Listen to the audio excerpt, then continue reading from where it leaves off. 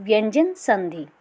किसी व्यंजन के पश्चात यदि कोई व्यंजन अथवा स्वर आए तो व्यंजन तथा व्यंजन और व्यंजन तथा स्वर के मेल से उत्पन्न विकार को व्यंजन संधि कहते हैं। व्यंजन संधि के उदाहरण: दिक् जमा अंबर, दिगंबर। दूसरा उदाहरण: अनु जमा शरण, अनुशरण। व्यंजन संधि के कुछ नियम।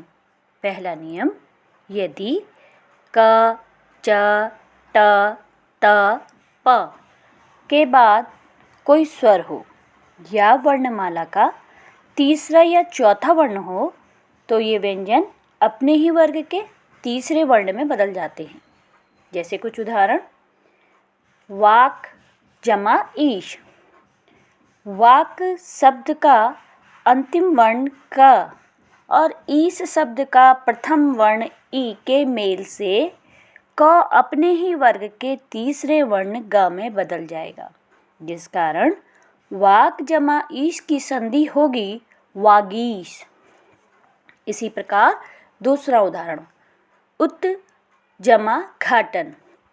उत का अंतिम वर्ण है त और घाटन का प्रथम वर्ण है आ, तो त और आ के मेल से त जो है अपने ही वर्ग के तीसरे वर्ण द में बदल जाएगा, जिस कारण उत जमा घाटन की संधि होगी उद्घाटन। दूसरा नियम है छ संबंधी नियम। यदि किसी स्वर के बाद छ आए तो छ से पहले च का आगम हो जाता है। जैसे उसका एक उदाहरण: स्व जमा छंद। स्व का अंतिम वर्ण अ और छंद का प्रथम वर्ण छ मिलकर च छ छ बन जाएगा, जिस कारण स्व जमा छंद का संधि बनेगी स्वच्छंद। इसी प्रकार परि जमा छेद। परि का अंतिम वर्ण ई और छेद का प्रथम वर्ण छ के मेल से च छ का विकार उत्पन्न होता है, जिस कारण परि जमा छेद की संधि बनेगी परिच्छेद। त से संबंधित नियम। त के विभिन्न स्वरों और व्यंजनों के साथ मेल होने पर निम्नलिखित परिवर्तन होते हैं।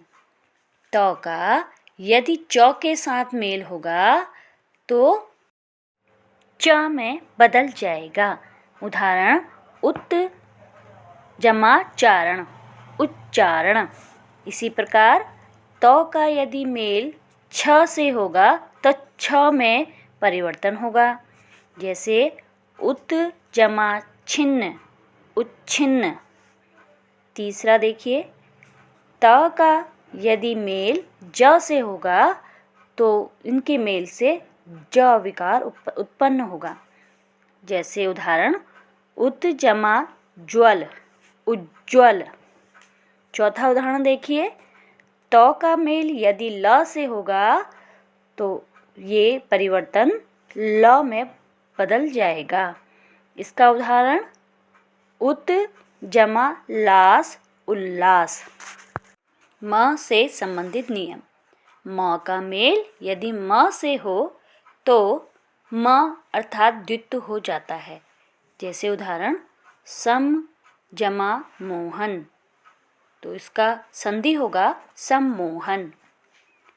दूसरा नियम देखिए, म का मेल यदि य, र, ल, व, स, ह से होने पर म अनुस्वार हो जाता है। जैसे उदाहरण: सम जमा युक्त, संयुक्त। सम जमा यम, संयम।